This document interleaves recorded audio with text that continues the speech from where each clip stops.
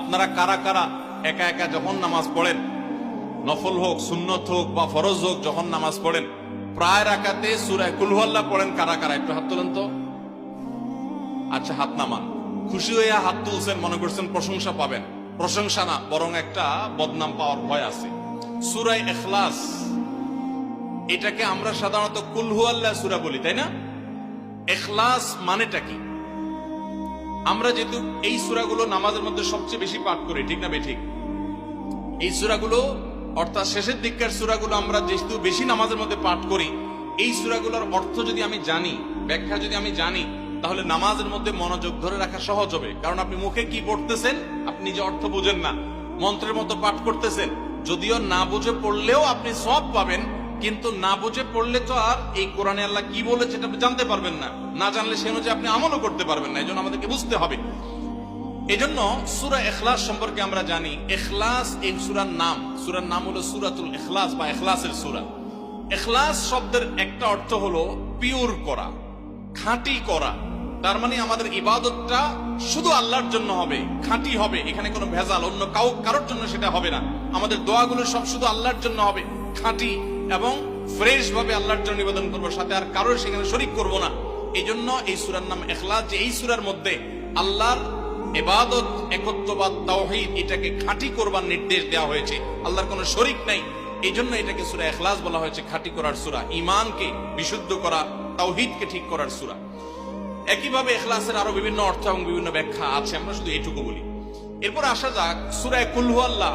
কেন আল্লাহ তাআলা এই সূরাটা নাজিল করলেন? কোরআনে কারীমের বিভিন্ন সূরা, বিভিন্ন আয়াত নাজিলের প্রেক্ষাপট আছে, যেটাকে শানে নুজুল বলা হয়। কেন এই সূরা আল্লাহ তাআলা আমাদেরকে দিয়েছেন, এই সম্পর্কে প্রিয় নবী সাল্লাল্লাহু আলাইহি সাল্লামের এক সাহাবী, তার থেকে একটি হাদিস বর্ণিত আছে। সেই হাদিসের আলোকে আমরা জানি যে মক্কার মুশরিকরা, মক্কার কাফিররা, অবিশ্বাসীরা, তারা প্রিয় নবী সাল্লাল্লাহু আলাইহি সাল্লাম যখন তাওহীদের দাওয়াত দিলেন, আল্লাহর পথে আসার দাওয়াত দিলেন, তারা বলল, মুহাম্মদ, আমরা তো সবার বংশ পরিচয় জানি। সেই যুগে মানুষ ওটের পর্যন্ত বংশ পরিচয় জানতো, শিখতো। তো নবী সাল্লাল্লাহু আলাইহি সাল্লামকে তারা জিজ্ঞাসা করেছে, মুহাম্মদ, তোমার যে আল্লাহর কথা বলো, ঈমান আনার জন্য বলো, তোমার আল্লাহর বংশ পরিচয়টা একটু আমাদেরকে জানাও। মক্কার মুশরিকদের এরকম হাস্যকর দাবি শোনার পর প্রিয় নবী সাল্লাল্লাহু আলাইহি সাল্লামের প্রতি আল্লাহ তাআলা এই সূরা নাজিল করে তাদের এই প্রশ্নটা যে অবান্তর, আল্লাহ তাআলার যে কোনো বংশ পরিচয় নাই, আল্লাহর যে কোনো জন্মদাতা নাই, তিনি যে কোনো জন্মদাতার মুখাপেক্ষী নন, সে বিষয়টাকে আল্লাহ তাআলা বিশদভাবে এই সূরাতে বিবৃত করেছেন, বর্ণনা দিয়েছেন। এই জন্য ওই প্রেক্ষিতে এই সূরাটা নাজিল হয়েছে। কোন কোন উলামায়ে কেরাম, কোন কোন মুফাসসিরগণ অবশ্য ভিন্ন আরো একাধিক কথাও বলেছেন। তবে এটি সবচেয়ে প্রসিদ্ধ এবং বেশিরভাগ মুফাসসিরদের মতে এটি যে সূরা ইখলাস, কুল হুয়াল্লাহ সূরা নাজিল হয়েছে মক্কার মুশরিকরা প্রিয় নবী সাল্লাল্লাহু আলাইহি সাল্লামের কাছে আল্লাহর বংশ পরিচয় জানতে চাওয়ার মতো মূর্খতাসুলভ প্রশ্ন করেছে। সেই প্রশ্নের জবাবে এই সূরায় আল্লাহ রাব্বুল আলামিন বিস্তারিত বিবরণ দিয়েছেন। এবার আসুন আমরা এই সূরায় কি বলেছেন আল্লাহ রাব্বুল আলামিন সে বিষয়ে জানবো, এবং সেই সাথে এই সূরাটার বিশেষ ফজিলত আছে। সূরা ইখলাসের আবার স্পেশাল ফজিলত আছে, কি সেটা আমরা জানবো ইনশাআল্লাহ তাআলা। আমরা প্রথমে আসুন সূরার অর্থ আমরা জেনে নেই। কুল হুয়াল্লাহু আহাদ। আমার সাথে সাথে আপনারা বলুন, কুল হুয়াল্লাহু আহাদ, আল্লাহুস সামাদ, লাম ইয়ালিদ ওয়া লাম ইউলাদ ওয়া লাম ইয়াকুল লাহু কুফুয়ান আহাদ। কুল হুয়াল্লাহু আহাদের অর্থ হলো বলুন। কুল মানে বলুন। এই কুলটা বড় কাফের কুল। আমরা অনেকে কয় রস্যকার কুল ও কুল, বড়ই লিখতে যে কুল লিখি আমরা ওই রকম বলি। এই কাফটা ভেতর থেকে আসবে, কুল। কুল কুল বললে তার অর্থ হবে বলো।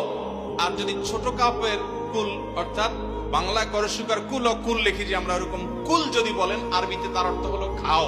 একটা হলো বলো, আরেকটা হলো খাও। অর্থের মধ্যে বেশ কম আছে না নাই? অনেক বেশ কম। কোথায় খাওয়া আর কোথায় বলা।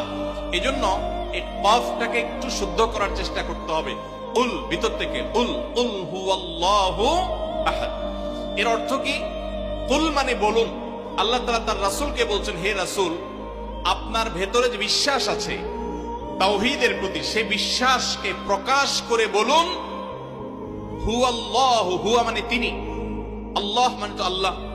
বলুন যে তিনি আল্লাহ, আহাদ মানে একক, অদ্বিতীয়, তার কোনো শরিক নাই, তার কোনো অংশীদার নাই, তিনি একক।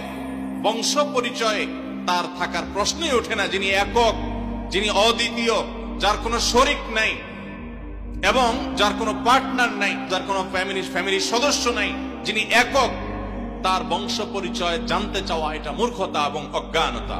এজন্য আল্লাহ রাব্বুল আলামিন জানিয়েছেন, কুল হুয়াল্লাহু আহাদ, বলে দিন তিনি আল্লাহ যিনি একক, আল্লাহুস সামাদ, আল্লাহ হলেন সমাদ। সমাদ শব্দের অর্থ হলো যে তিনি হলেন সেই মহান সত্তা, সবাই যার কাছে মুখাপেক্ষী, তিনি কারোর কাছে মুখাপেক্ষী নন।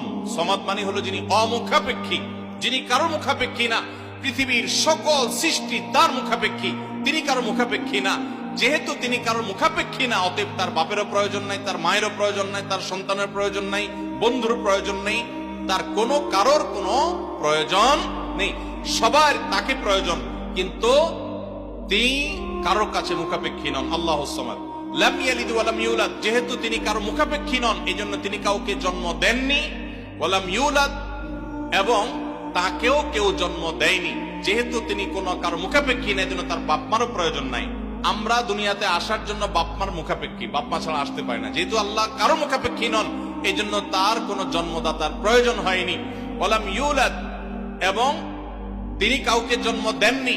কারণ আমাদের সন্তান সন্ততি জন্ম দিতে হয় আমাদের প্রয়োজনে, কারণ আমার বংশধারা ধরে রাখতে হবে, আমার নামটা ধরে রাখতে হবে, আমার সম্পদ রক্ষণাবেক্ষণ করতে হবে, বৃদ্ধকালে আমাকে দেখাশোনা করতে হবে। এইসব কারণে আমাদের সন্তানের প্রয়োজন হয়।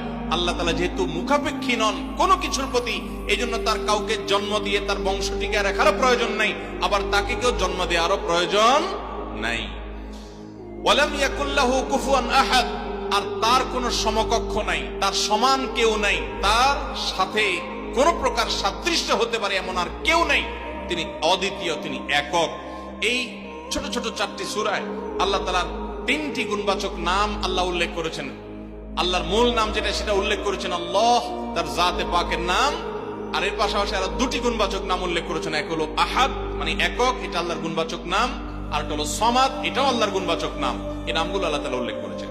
এই যে সূরাটা, সূরা ইখলাস আমরা জানলাম, এর অর্থ আমরা শুনলাম। এই সূরার ফজিলত কি? 3টা ফজিলত আপনারা শুনেন। 1 নম্বর, নবী করিম সাল্লাল্লাহু আলাইহি সাল্লাম বলেছেন, এই সূরা ইখলাস এটা হলো কোরআনে কারীমের 3 ভাগের 1 ভাগ। বলেন সুবহানাল্লাহ। সূরা ইখলাস বা কুল হুয়াল্লাহ সূরাটা হলো কোরআনে কারীমের কয় ভাগের 1 ভাগ? 3 ভাগের 1 ভাগ। 3 ভাগের 1 ভাগের মানে কি? এই সম্পর্কে কোন কোন তাফসীরবিদগণ বলেছেন, এর মানে হলো গোটা কোরআনে আল্লাহ তাআলা মৌলিকভাবে 3টা বিষয়ের আলোচনা করেছেন। কয়টা বিষয়?